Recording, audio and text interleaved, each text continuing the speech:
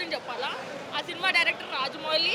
ఆ సినిమా గురించి 5 సంవత్సరాలు కదా, ఎంత భారీగా ఓపెనింగ్స్ ఉండబోతున్నాయి, హాలీవుడ్ స్థాయిలో వెళ్తుందంట. 1000 కోట్లు, అంటే అంటే 1000 crores.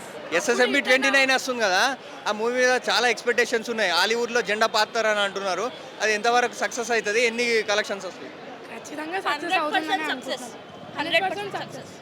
మళ్ళీ మహేష్ బాబుని అంతలాగా చూస్తున్నాము, అంత మంచి పెద్ద మూవీ అంటే ఖచ్చితంగా we expect so great feeling అన్నమాట. అందులో అంత గ్యాప్ 5 తీసుకొని సంవత్సరాల దాకా లాగ్ అంటున్నారు కదా, మళ్ళీ థియేటర్లో చూడలేం కదా. Worth waiting, worth worth waiting, అసలు వర్త్ ఉంటది. వర్త్ వెయిటింగ్ ఉంటుంది. అంటే 5 సంవత్సరాల వెయిటింగ్ ఇప్పుడు రిలీజ్లో చూస్తారా మహేష్ బాబును?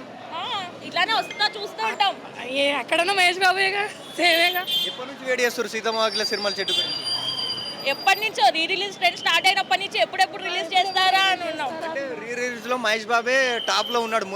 మురారిని క్రాస్ చేస్తా అనుకుంటున్నాను. అంతే, బాబే గొప్ప, బాబే ఉంటాడు. వెంకటేష్ మహేష్ బాబు ఇద్దరు అంతే. అంతే.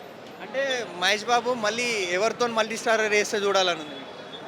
ఎవరికి ఉండేది వాడికి ఉంటుంది అంతే. మహేష్ బాబు అంతే, వాడమే. తోని ఎవరు కలిసి యాక్ట్ చేసే హీరో?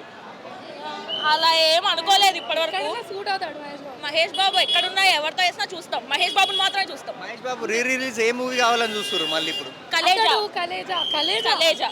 సంవత్సరానికి ఒక 2 సినిమాలు వస్తే బాగుండా? రిలీజ్ 2 చాలు, సంవత్సరానికి 2 చాలు. మరి బీభత్సంగా కాకుండా